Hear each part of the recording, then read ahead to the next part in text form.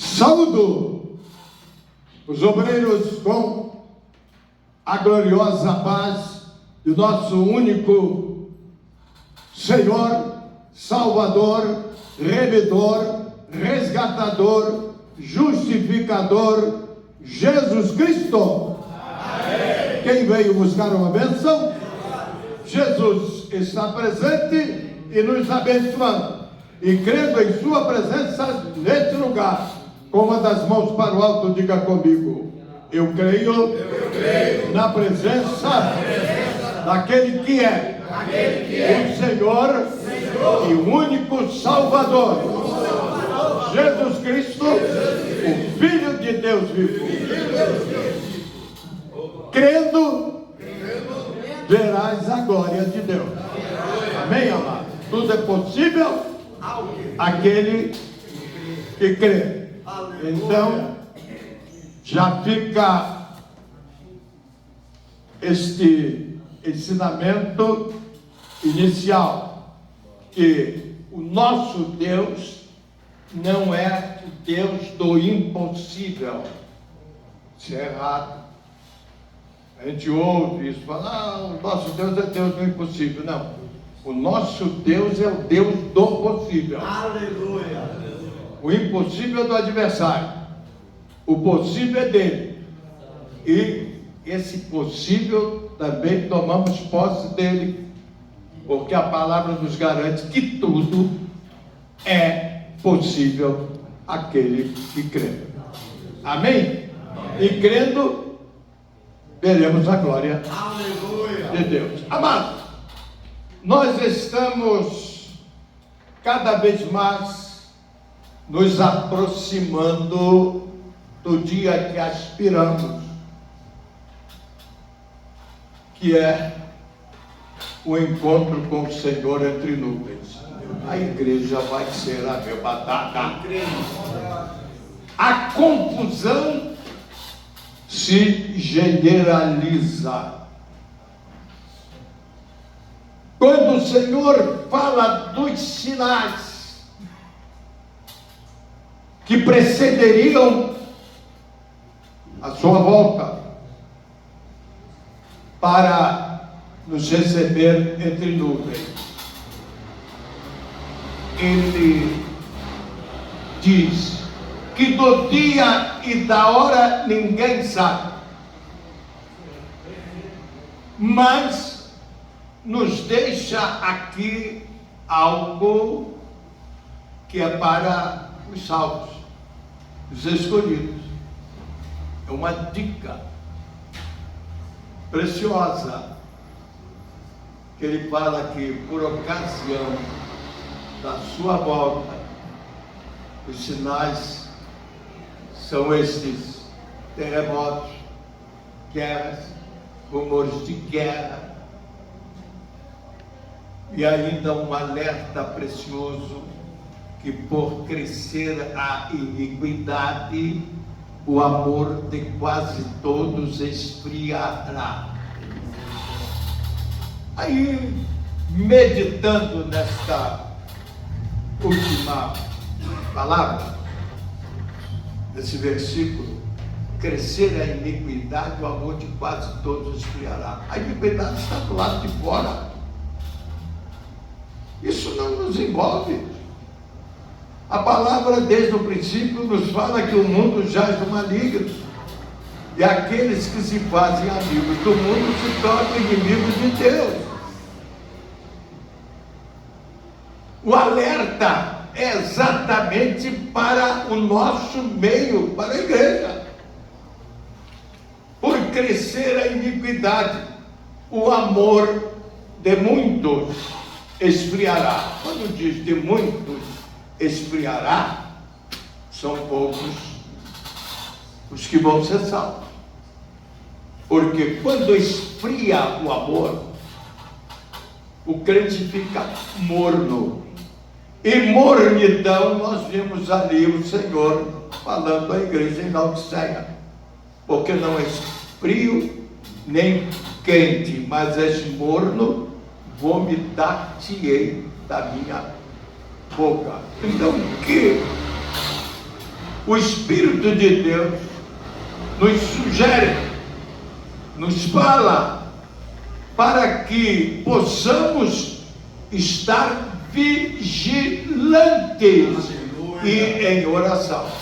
Não é oração e vigilância, é vigilância e oração, porque o Espírito está pronto. Quando diz esse Espírito está pronto, vocês vão ver lá no Getsemane, está com a letrinha minúscula. O Espírito é uma nova ação criativa dentro de nós, que é o novo nascimento. É quando a alma vivente, que foi feito homem, foi feito alma vivente, o primeiro Adão, e a alma que pecar, esta morrerá. Todos pecaram e destituídos foram da glória de Deus, então condenados pela lei à morte. Então, vejamos, aí veio o Senhor Jesus, a encarnação do Verbo, veio em carne e sangue. Aí vamos falar um pouquinho hoje sobre uma confusão que quase se generaliza. É no que diz respeito à Trindade, o Deus Trino e Uno, Santo e Verdadeiro. Então, pastor aí, que é advogado, etc. e tal, e falou para mim que no céu tem 3 tronos: o trono do Pai, o trono do Filho e o trono do Espírito Santo. É um absurdo. No céu são 2 tronos: é o trono do Pai e o trono do Filho. Quando nós vemos a Trindade, não são 3 deuses. A Trindade são 3 em 1, e 1 em 3 é um só Deus. Aleluia. Um só Senhor, um só Salvador. Aleluia. Quando nós falamos de Jesus, o Filho de Deus, diz assim: porque Deus amou o mundo, João 3,16, de tal maneira que deu o seu Filho, o quê? Unigênito, quer dizer único, gerado pelo Espírito. Aleluia! Então, quando fala em gerado pelo Espírito, esse gerado é interno. Quando uma mulher gera um filho, é lá no interior dela, do útero, do ventre. Então vocês vão entender que é um único gerado pelo Espírito, por Deus. Quando diz gerado, está lá no meio, está lá dentro. Aí você vai para o Pai, a primeira pessoa, o Filho, a segunda pessoa, e o Espírito Santo, a terceira. Você vai observar que o Filho, que é o Verbo de Deus, que é a palavra, está no íntimo, no centro de quê? Do Pai, que é Deus que é Espírito, e que é invisível, porque o Espírito, ele é uma forma invisível, você não vê, mas sente. Aleluia! Obrigado. Ele fala, etc. Quando você passa para a terceira pessoa, está lá o Espírito Santo, também invisível. Jesus, a palavra, é o visível coberto pelo invisível. Aí o Pai invisível envia a palavra ao Filho, que veio em carne e sangue. Aí outras palavras você vai ver ali, que Jesus já havia sido oferecido desde a eternidade. Então, a eternidade, porque você vai ver que ele estava ali junto com o Espírito. Ele é o Verbo de Deus, está em João 1. Tudo que foi feito se fez por ele, e nada do que foi feito se fez sem ele. Meu Deus! Ele é o princípio, ele é o fim. Se você for ouvir falar em eternidade, ou dá a impressão que a eternidade. Será que antes tem? Não. O profeta Isaías diz que o homem de dores, que sabia o que era padecer, não havia nele beleza nem formosura. Nós o tínhamos como o mais oprimido entre os homens. Mas ali estava o Pai da eternidade, o príncipe da paz, e o governo está sobre os seus ombros. Então, quando você fala de Jesus, você fala de verbo de Deus. E verbo é a palavra que exprime a ação. Na criação do homem, você vai entender quem é Deus. Porque o nosso Deus é vivo. Ele é vivo porque falou. Porque falou. E por isso é que a palavra fala de Deus, fala ali. Façamos o homem conforme a nossa imagem, segundo a nossa semelhança. Então, façamos. Deus, o Espírito, falando, a palavra e o homem. Se você vier no sentido contrário, é o homem, palavra e o Espírito. Vai vendo que a Trindade, ela vai se manifestando. Quando Deus envia o Filho, lá em João 3,16, ele envia o Filho, porque Deus amou o mundo, que deu o seu Filho. Jesus veio em carne e sangue. Veja, Deus, o Espírito, Deus é o Pai é Deus, Deus é Espírito e Espírito Santo. Envia o Filho, a palavra, o verbo, anunciando, tá? Antes coberto pelo invisível. Agora Jesus vem, mas a palavra, ele é o verbo de Deus, sem o Espírito, a palavra é morta. A vida do verbo é o Espírito, assim como a vida do Espírito é o verbo, é a palavra. Envia. Aí Jesus passa pela terceira pessoa e o invisível passa para dentro do visível. Jesus vem. Ali se processa a encarnação, que é um processo dentro da mulher, sem a intervenção do homem. É o Espírito que cobre Maria, como o homem cobre a mulher, como um animal cobre o animal, etc. O Espírito cobriu Maria. De que maneira? Aí o que fez? Fertilizou o ventre de Maria. Mas como se processa o nascimento de uma criança? Primeiro vem a parte embrionária. A primeira coisa que acontece é o amínio. O amínio ou amínio. Como uns falam o amínio e outro o amínio. É a membrana mais profunda e visível do embrião. Aí vai dando lugar ao líquido amniótico. Jesus é a água da vida. No líquido amniótico vai nascendo o quê? A carne vai se formando, aquela bolinha, a carne, que é o embrião. Quando se forma a carne, a vida da carne é o sangue. É o Espírito Santo que também se faz sangue. A palavra se faz carne e o Espírito Santo sangue. Então, primeiro a palavra e depois o Espírito.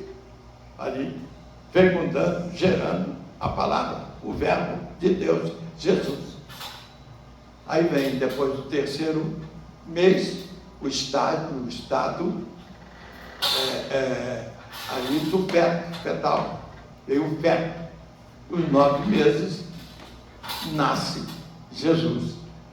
Quando nasce o Senhor Jesus, você vai ver que o sangue está no interior da carne, está movimentando lá. É o Espírito Santo que se fez ali. O Espírito Santo está dentro dele. Agora é um invisível que está dentro do visível. Quando Filipe chegou para ele e falou: Senhor, mostra-nos o Pai e basta. O que ele disse? Filipe, há tanto tempo estou convosco. Quem vê a mim, vê o Pai. Eu e o Pai somos um. Eu e o Pai somos um.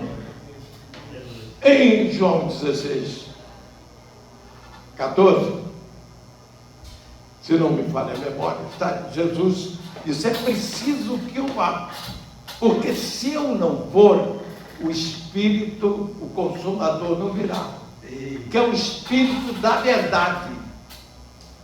Guarda essa palavra, o Espírito da verdade, que o mundo não conhece, mas vocês conhecem, porque está no meio de vós. Era Jesus que estava no meio de vós. Aí você vai ver Jesus dizendo que Ele é o caminho, Ele é a verdade e é a vida. É o Espírito da verdade que estava ali. É preciso que Ele fosse, para que pudesse enviar o Espírito, que é o Espírito Santo. Enviou o Espírito Santo. Veio na sua morte, que é algo glorioso. Aí vem a lei e vem a graça. Veio os períodos das dispensações, que nós não vamos falar, porque levaria até uma noite para falarmos. Das dispensações da inocência, da consciência, depois da noética, da brânica, etc. Mas veio as dispensações. Mas o homem pecou. Veio então a dispensação, a penúltima da lei. O que era a lei? Justiça. O que podia fazer a justiça? Todos pecaram e destituídos foram da glória de Deus. Então todos estavam condenados pela lei. Na lei ninguém foi para o céu, desceu. Na graça ninguém desceu ao inferno, foi para o céu. É por isso que tem a confirmação da palavra que o primeiro seria o último, Abraão. O primeiro seria o último. E o último, o ladrão da direita, seria o primeiro. Por que o ladrão da direita seria o primeiro? Porque Jesus morreria antes dele. Aleluia. Morreu antes dele. Por isso o Senhor disse: hoje mesmo estarás comigo no paraíso. Como quem diz, você não vai precisar descer, como Abraão que desceu lá em virtude da lei. Você não vai precisar descer, porque a graça está sendo estabelecida. Eu vou descer no seu lugar. É o cumprimento da promessa, que morremos com ele e ressuscitamos nele com ele. Então esse nome é precioso e não pode ser deixado de lado. É o nome de Jesus. Eu fico triste quando eu vejo alguém numa congregação que dá um testemunho, às vezes cumprido, longo, bom testemunho, fala em Deus, que Deus e Deus e Deus, não fala uma vez em Jesus. Tem lugares que falam em Deus, falam, mas não uma vez em Jesus. Eu fico triste, porque o Senhor Jesus, o apóstolo Paulo fala que ele hoje é um juiz, que Deus hoje não julga mais ninguém. Sabe por quê? Que a lei não te alcança, não me alcança? Que Deus não me julga mais. Sabe por quê? Porque eu já fui julgado na pessoa do Filho. Jesus já pagou pelos meus pecados. A lei mostrava o pecado e a condenação. A graça mostra o perdão e a absolvição. Pela lei, todos desceram. Pela graça, todos subiram. Mas por que isto? Porque a lei impedia do homem até chegar a comunhão direta com Deus. Oferecia o sacrifício, era ali no véu, ali no lugar chamado lugar sangrento, onde tinha as bacias de bronze, tinha o primeiro véu do templo, onde os sacerdotes tinham o seu ofício, e depois o segundo véu, onde o sumo sacerdote entrava uma vez por ano com o sacrifício de sangue. Aí veio o som festivo. O som festivo eram as campainhas aqui nos pulsos e nos tornozelos. Ele entrava e as campainhas batiam, os que estavam do lado de fora que ofereceram ali o sacrifício, glorificavam a Deus, porque o sumo sacerdote não foi morto. Você está entendendo? Ele entrava também com um sacrifício próprio. Porque toda justiça que o homem fazia só servia para cobrir o pecado. Porque não entrava no céu. Não era aceito, não podia entrar lá no primeiro véu do templo, do lugar chamado lugar santíssimo. Era o santo dos santos, que era como trapo de imundícia. Aí veio Jesus, se dá por nós na cruz do Calvário. Sem derramamento de sangue não há remissão do pecado. Ele derrama o seu próprio sangue. Primeiro, o que acontece?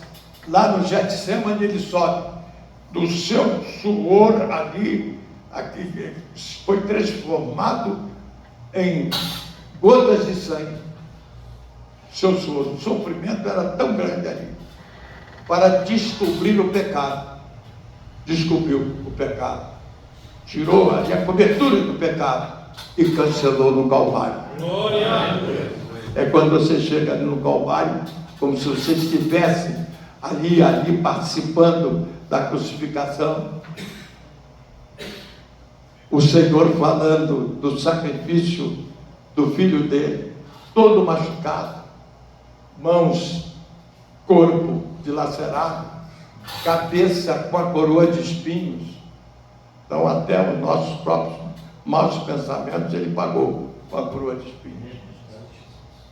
Era como se você ouvisse, tivesse ali a revelação. Eu tenho essa revelação do Senhor, do Espírito de Deus, de braços abertos ali, sobre o Filho, dizendo: olha, vocês estão vendo esse sacrifício? É porque eu amo vocês. Aleluia.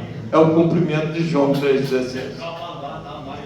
Você está vendo o barulho do aço do martelo com o aço do prego? Feche os olhos. Sintam o barulho do martelo no aço. Mas não fica, não foi uma só vez.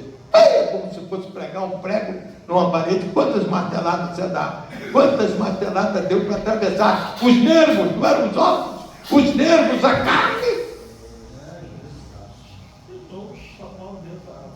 Era o Senhor ali, era Deus acompanhando e falando: olha, vocês estão vendo esse barulho? É esse barulho, é esse sacrifício que está proporcionando uma movimentação no céu. É a reunião de toda a corte celeste, os anjos, arcanjos, querubins e serafins.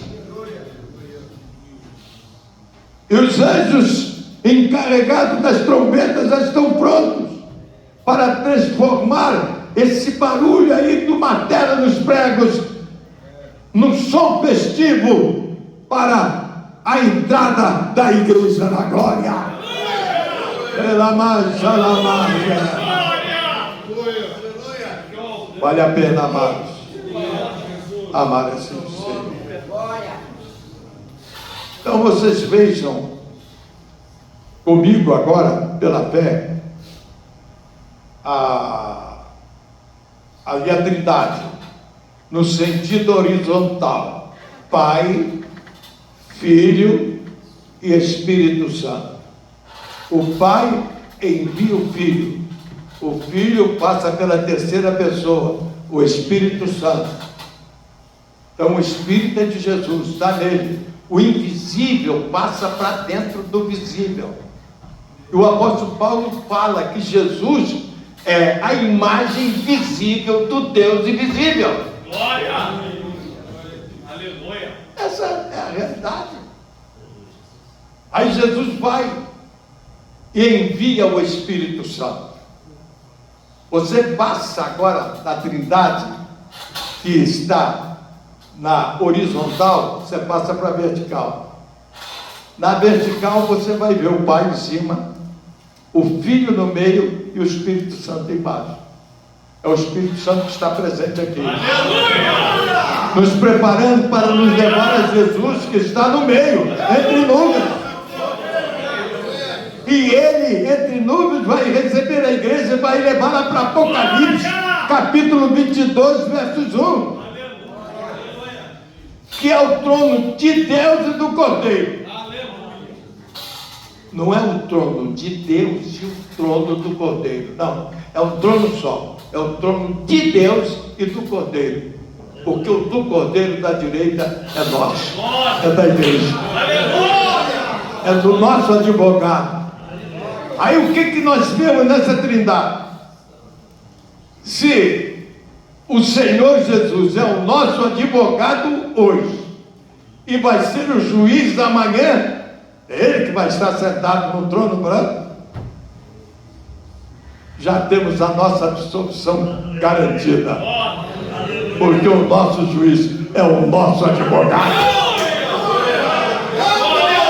é Jesus. Entenderam o segredo da Trindade? Quando se fala no trono da direita, você vai ver também a Bíblia. Ela não é de particular interpretação. Nós que escrevemos sobre a Bíblia, chegamos à conclusão que ela não é de particular interpretação. Tudo é confirmado dentro da própria palavra. Se você ler os livros que o Senhor nos tem dado, vocês vão ver que tudo está confirmado dentro da própria palavra. Teve alguém aí que pegou um dos nossos livros e depois falou comigo: poxa, mas foi muito fácil, porque agora eu tenho um livro que me dá a revelação e me mostra onde está escrito na palavra, está confirmado na palavra, não há o que errar, porque a palavra de Deus é Espírito e é vida. Não há vida, não há salvação fora deste livro. Davi já lá no mundo antigo ele dizia: Senhor, ensina-me a guardar a tua palavra em o meu coração, ou em meu coração a tua palavra, para eu não pecar contra ti. No Salmo 119, 105, Davi diz assim: lâmpada para os meus pés é a tua palavra e luz para o meu caminho. Olha só, luz para o caminho. Então ele anda o quê? Na luz. Aí como eles têm essa luz para o caminho, no Salmos 23, versos 4, ele diz assim: ainda, numa tradução que eu ande, em outra tradução, se eu andar no vale da sombra da morte, eu não temo mal nenhum, porque tu estás comigo. É a luz que está com ele no caminho. Aleluia. Porque o Senhor é a nossa luz. Ele é o pão da vida. Essa é a verdade. Mas como estamos nós hoje? Escrevemos aqui algo sobre Mateus 24, 1 e 2. Lemos o seguinte: e quando Jesus ia saindo do templo, aproximaram-se dele os seus discípulos para lhe mostrarem a estrutura do templo. Jesus, porém, lhes disse: não vedes tudo isto? Em verdade vos digo que não ficará aqui pedra sobre pedra que não seja derrubada. Vejamos a lição que precisamos receber desta revelação. Quando Jesus saiu do templo, você vai ouvir que Jesus entrou no templo e purificou o templo. Mas na saída, ele anunciou a destruição. Quando paramos para examinar esses dois versículos, entramos numa responsabilidade muito grande, revelada. Porque a palavra diz que ele nos fez templo da habitação do Espírito Santo. Então nós temos o Espírito Santo dentro de nós. O Espírito Santo dentro de nós, ele produz uma nova ação criativa de Deus dentro de nós. O que é essa nova ação criativa? É a alma vivente que pecou, vai dando lugar ao Espírito vivificante da palavra, que pagou pelos nossos pecados. É o verbo de Deus, é Jesus. Então veja que essa nova ação criativa da alma vivente, o Espírito vivificante, é quando o natural vai dando lugar ao espiritual. Guardem, porque nós vamos falar um pouquinho sobre isso. Natural vai dando lugar ao espiritual. É quando aquilo que é transitório vai dando lugar para o eterno. É quando se tem um conhecimento que o exterior se corrompe. Por isso que o Senhor diz que o reino de Deus não vem com aparência exterior, porque o exterior está corrompido. É por isso que nós vamos receber um exterior incorruptível e imortal. Para o quê? Abrigar o que é incorruptível e imortal, que Ele nos deu e que está dentro de nós e que tem a responsabilidade de nos conduzir a Ele. Oi. Como é que nós temos esse Espírito Santo? É o Espírito da palavra. É o Espírito que nos leva para a eternidade no céu, que é o Espírito Santo. Mas a palavra diz para não entristecer o Espírito Santo. Que quando nós lemos aqui essa passagem bíblica, nós vimos o Senhor anunciando o tempo final. Veio os falsos profetas. O Senhor está aqui saindo do templo e os discípulos falaram o que chamaram a atenção do Senhor para o exterior do templo, para a beleza do templo, que na verdade aquele templo foi feito ali por um material mandado por Herodes. Era o templo dos judeus. Mas o Senhor anunciou a destruição. Aí nós vamos analisar esse fato. O templo aqui é muito bonito, mas não adianta a beleza desse templo se o interior dele não for anunciado a vida. E quem é a vida? É a palavra de Deus. É Jesus. É o que ele fala em João 5,39, dizendo: examinai as Escrituras e vós cuidaste nelas a vida. Então a vida eterna está nas Escrituras. Mas se mexer na palavra com os acréscimos e as omissões de Apocalipse capítulo 22, versos 18 e 19, aí pelo acréscimo vem os flagelos. pragas previstas na profecia desse livro. E se omitir ou tirar alguma coisa, será tirado o direito da árvore da vida, que o Senhor já conquistou para nós, na nova ação criativa dele dentro de nós, que vai receber um corpo incorruptível, imortal, semelhante ao dele, que vai ser a transferência desta dispensação da graça para a dispensação da vida eterna. Que é algo precioso, né? É algo profundo. Então é isso aí. E será tirado o direito da árvore da vida. Está lá em Apocalipse capítulo 2, verso 7, que o Senhor preparou para nós. Pelo pecado, nós perdemos o direito da árvore da vida. Pelo perdão do pecado, pela graça, o Senhor restaurou no paraíso a árvore da vida, que vai estar à nossa disposição. Quem entendeu, levante a mão.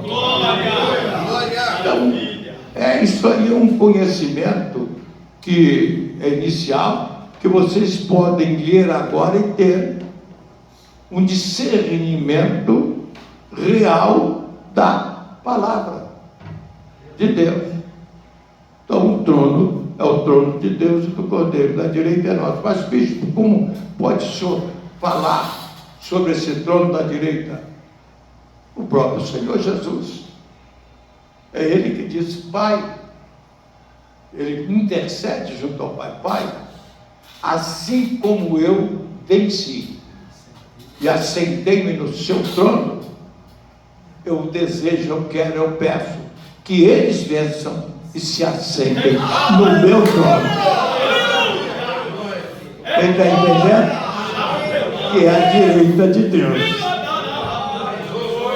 É o trono das ovelhas. É o trono das ovelhas. Por quê? Porque o Cordeiro vai estar ali no trono de Deus e do Cordeiro.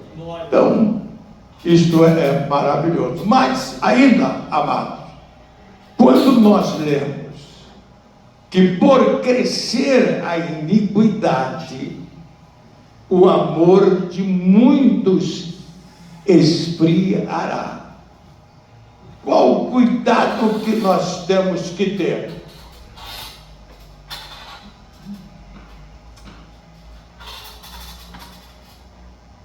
Do lado de fora, não tem amor. É um amor ágape. Se tem do filho, é um pouquinho. Não, é um amor eros. Perdoe, eu errei. É o amor eros. Tem uma partezinha do filho muito pouco, quando tem, mas o mais é o eros. Mas a igreja tem um ágape, que é o amor de Deus. Aleluia. Que excede a toda a compreensão. É o amor em que Ele deu o seu Filho para nos resgatar da maldição do pecado. Por isso que Jesus morreu, foi lá no inverno, deu um braço de vitória lá, trouxe cativo o cativeiro. Aqueles que desceram puderam subir para estar no paraíso com o ladrão da direita que já estava lá. E é lá que estaremos com o Senhor por toda a eternidade. Mas, amados, o amor de muitos esfriará é do nosso meio. É quando alguém se desvia. É quando alguém entra às vezes com uma doutrina que não é a doutrina da palavra. Eu vi há poucos dias aí uma multidão incalculável, de tão grande, religiosa, evangélica, não sei se entre aspas, não vou julgar, que é o Senhor não julga. Mas no centro da multidão, uma cruz. Aí dizendo: desçam para a família ao pé da cruz. Só o sangue de Jesus tem poder. É uma falta de conhecimento, até da teologia. A teologia histórica. Não entende? Que a cruz é um objeto de maldição. A cruz, ela foi usada desde os tempos mais remotos, os fenícios, depois a Grécia, e dezenas de anos depois, em Roma. A cruz veio de Roma para matar. Jesus desceu do céu para salvar. Aleluia! A cruz é o objeto, Jesus é o sujeito. Aí vocês vão entender que Jesus nos chamando para sermos seus discípulos. Ele diz assim: negue-se a si mesmo, tome a sua cruz a cada dia. Então a nossa cruz a cada dia, amados, é vencer a nós mesmos. O pior inimigo do homem não é o diabo, ele já foi vencido. O pior inimigo do homem é o próprio homem. Que a palavra fala no poder de vida dessa própria palavra, que é espírito, que é vida. E diz que o adversário, o diabo, está como um leão que ruge em torno de nós, querendo devorar a quem possa encontrar. Ele está como um leão, não é o leão, é a passante. Está mostrando ali que é poder, é rei, nada. Ele não é nada. Aí o que a Bíblia diz? Sujeitai-vos a Deus. Quando se sujeita a Deus, amado, está na palavra. Aleluia! E resistir ao diabo, e ele fugirá de vós. Uma coisa que dá horror ao diabo é a palavra. Aleluia! Ele não resiste à palavra. Sabe por quê? O Senhor Jesus Cristo, Ele tem o nome Verbo de Deus. Se você olhar lá para Apocalipse capítulo 19, versos 7 e 8, que é o tempo que nós estamos atravessando, e que às vezes o adversário nos pega numa parte e fica preso ali. Não. Nós temos que entender essa parte que é tristeza, mas nos alegrarmos da outra parte, que é vida. Quando diz assim: alegremo-nos e regozijemo-nos, porque prestes são as bodas do Cordeiro, próximo está o arrebatamento. E a sua esposa já se aprontou. Foi-lhes dado vestir-se de linhos finíssimos, puros, resplandecentes. Olha, resplandecentes. Levanta-te e resplandeça, que a glória do Senhor venha descer sobre ti. E resplandeça. Aí você vai para Apocalipse 19, 13. Ele está vindo para o encontro da igreja. Ele vem com as vestes salpicadas de sangue, e o nome pelo qual se chama é a palavra de Deus. Aleluia! É o verbo de Deus. É a salvação, a vida eterna está na palavra. É por isso que Jesus diz: examinai as Escrituras e julgais ter nelas a vida eterna. Ter nelas a vida eterna. Quando você parte do 5,39 para o 40, você vai ver os saduceus. Tinha a palavra, tinha tudo, mas omitiu uma coisa: a ressurreição.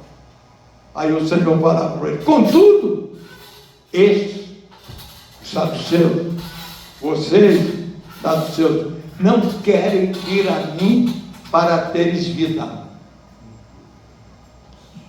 Então vamos ficar só na morte. A ressurreição, não. Mas a ressurreição é nossa, porque nós morremos com Ele e ressuscitamos. Glória! E quer saber de uma coisa? Só os vivos dão glória a Deus. Só os vivos conhecem o caminho, a verdade e a vida. Qual o seu nome? Jesus o Nazareno.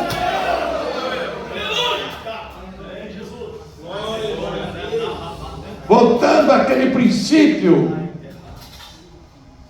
do nosso estudo. Amado, quando o Senhor sai do templo e mostra a beleza do templo, quantos templos hoje, de milhares e milhões de dólares, e impressionante que são exatamente esses que vestem a roupa da humildade dos pobres, etc. É uma aparência total. Mas lá do lado de dentro tem algo que é idolatria. E a idolatria é proibida por Deus. Desde o Velho Testamento. Você quer ver uma coisa? Leia Êxodo capítulo 20, versos 4 em diante, por favor. Alguém leia bem alto para que possa ser alcançado ali pelo som. Esse é o segundo livro, gente.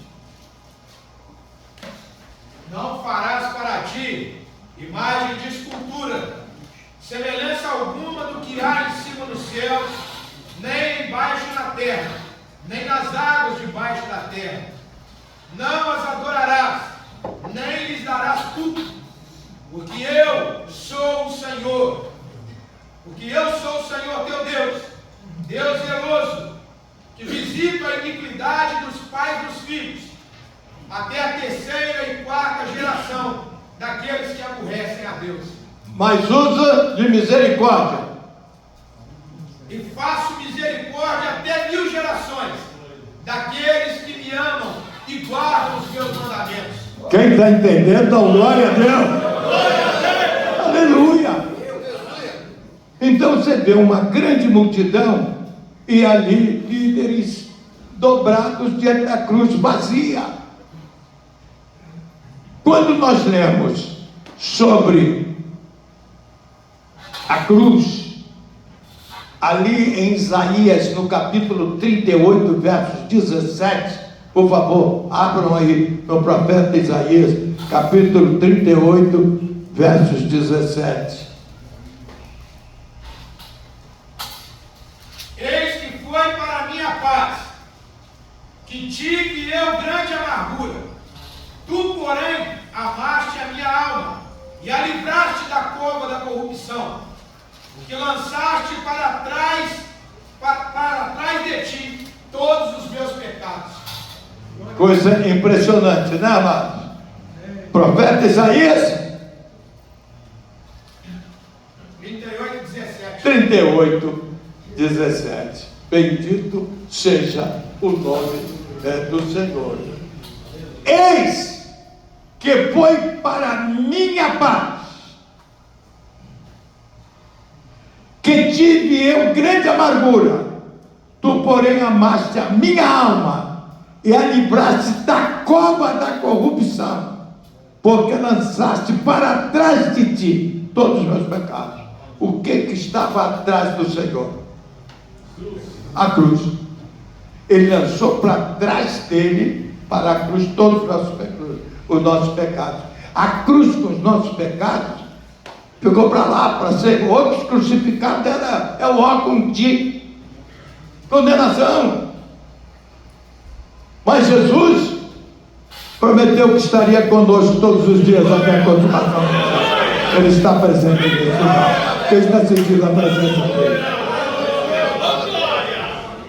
Aí vem também um hino que é cantado, que eu discordo, quando diz assim: não importa a igreja que tu és, se atrás do Calvário tu estás, se o teu coração é igual ao meu, dá-me a mão e meu irmão serás.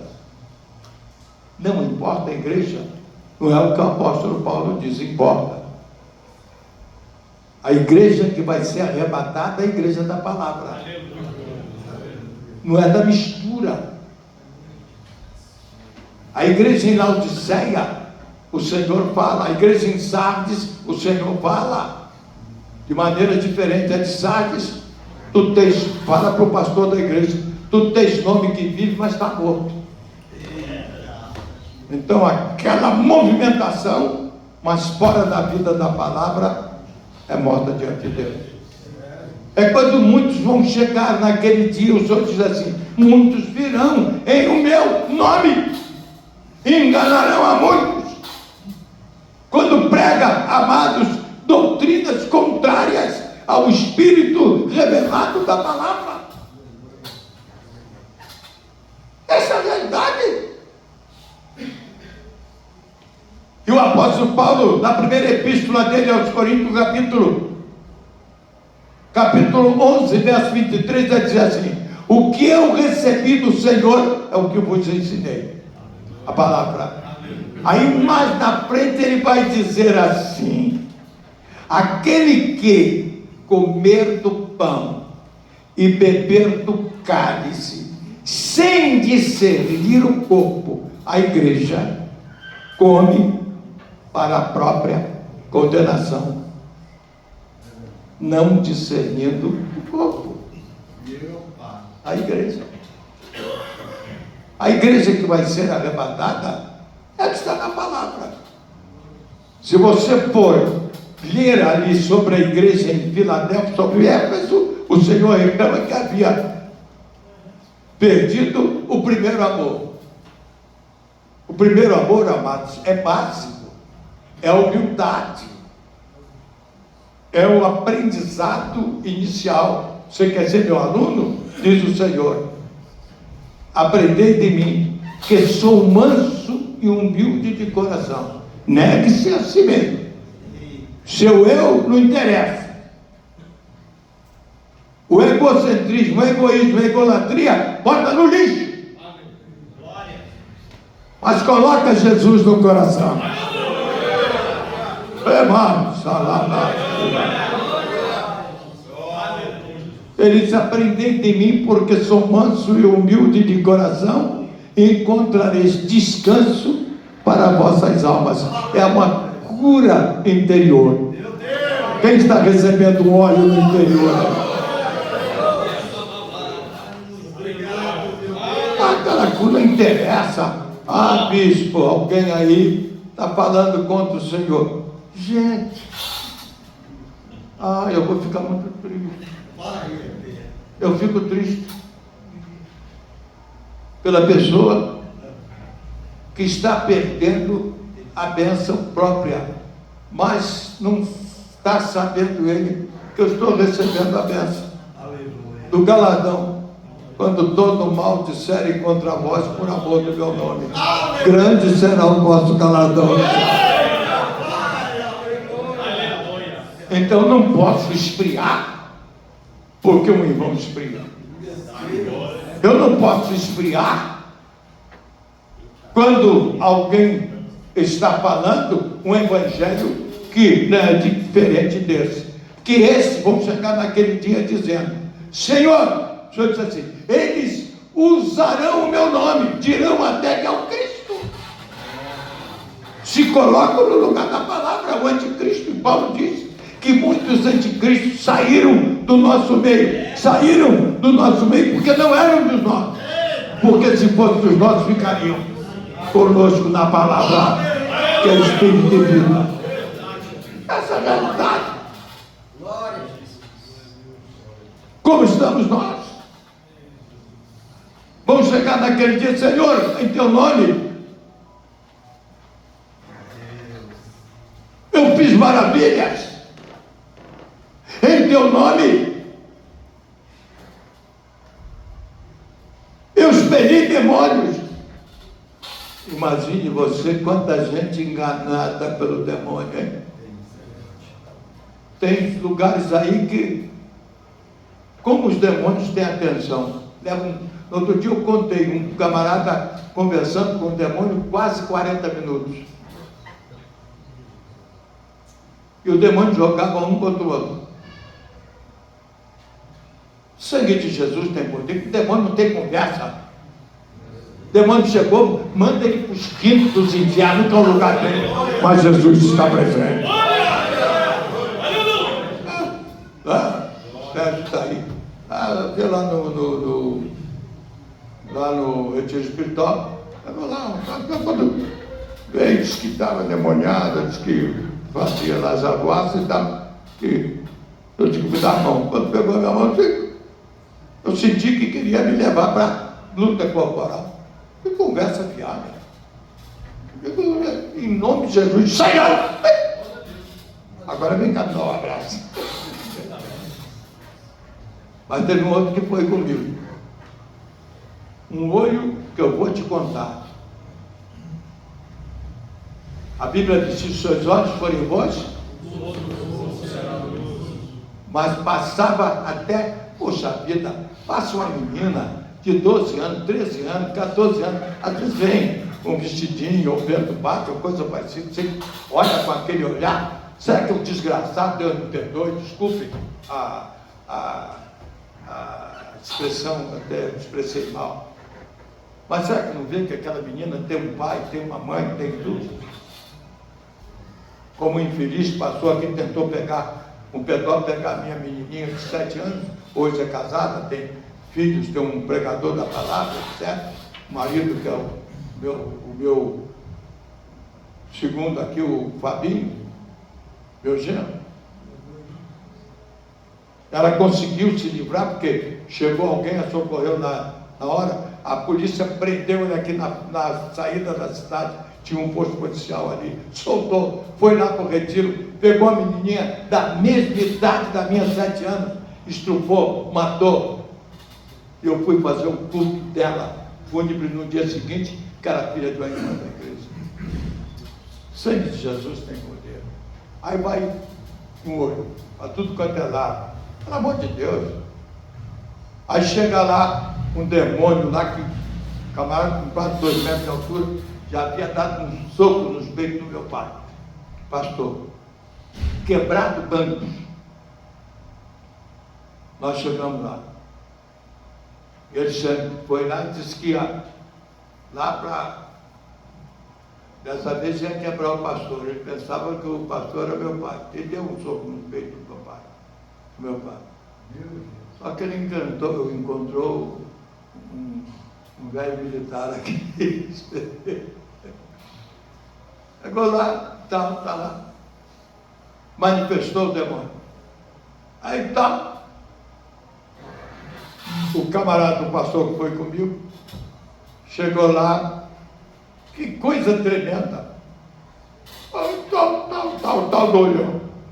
Eu lá, olha, demônio, eu estou te dizendo, você vai sair essa coisa toda. Ele não sabe que ouviu o demônio falar. Ele se colega, vamos enganar esse povo aí. Saiu. E ele veio todo. Eu perguntei como é. O demônio saiu? Saiu nada, rapaz. Vai colocar a tua vida no altar. Vai orar antes de chegar aqui para isso. Veio lá na frente, tinha uma irmãzinha lá que ela tinha uns 2 metros de altura, calçava uns 44. Lá de Santo Tomás. Aí eu mandei colocar a mão na cabeça dele, ele manifestou a legião. Ela expulsou, mandei que expulsou o demônio, saiu. Eu digo, agora pode colocar a mão sobre ele. Estava de pé. Pouco tempo chegou aqui com a esposa e 5 filhinhos. Aqui, presbítero da Assembleia. Quem está entendendo? Essa é a verdade. Nós vamos encerrar. Já passamos 3 minutos. Como estamos nós? Provérbios 4:18. A vereda dos justos é como a luz da aurora, que vai brilhando mais e mais até ser dia perfeito. O que é brilhando mais e mais? É porque as trevas aumentam mais e mais. Verdade. Então nós temos que romper as trevas. O Senhor nos fez sal da terra e o quê? Luz do mundo. O sal, você vê que ele exerce o sabor quando ele desaparece. Ô salzinho, esse é da estirpe de João Batista. e vamos entrar nessa estirpe de João Batista. Convém que o Senhor apareça e nós vamos aparecer. Glória. E a luz? É o caráter. Você projeta a luz da palavra. Por onde você passa, você tem um testemunho. É um testemunho na venda. É um testemunho na farmácia. Não estou devendo nada lá não, né? Essa é porque às vezes a gente esquece. Não, você lembra. Essa é a realidade. Brilhando mais e mais até ser dia perfeito. Então o que o Senhor está falando para nós? Levanta-te e resplandeça. Glória a Deus. Fiquemos de pé. Quem sentiu a presença do Senhor? Quem sentiu essa nova ação criativa de Deus do lado de Deus? Amados, ainda não alcançamos a perfeição. Todos nós somos pecadores. Mas pecadores remidos, ele diz assim: os servos de Deus não vivem pecando. Sabe por quê? Porque quando ele peca, morre. Aí o diabo vem com a acusação de morte. Mas você se arrependeu. Você sentiu que pecou. E veio a acusação do diabo. É só você falar para ele o que Jesus mandou anunciar. Anuncia a minha morte até que eu venha. Olha, você está vindo para mim com a morte? Alguém já morreu por mim, está lá no Calvário. Vai cobrar essa morte lá. Porque ele já levou essa minha morte e me deu a vida e vida eterna. Quem vai sair daqui renovado? Quem sentiu a presença do Senhor?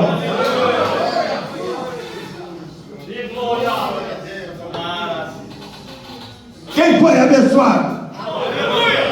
Então vire para o seu irmão e diga: eu fui abençoado e te abençoo em nome de Jesus. Agora você que foi abençoado, glorifica o nome do Senhor. Sinta a presença dele.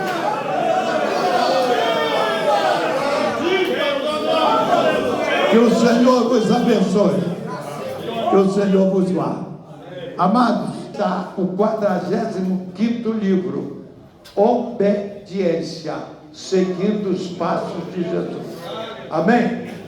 R$10 não é o dinheiro para o bispo, não vem para o bispo, é para a obra e para também esse dinheiro que vocês compram aqui, a gente doa esses livros fazendo evangelização.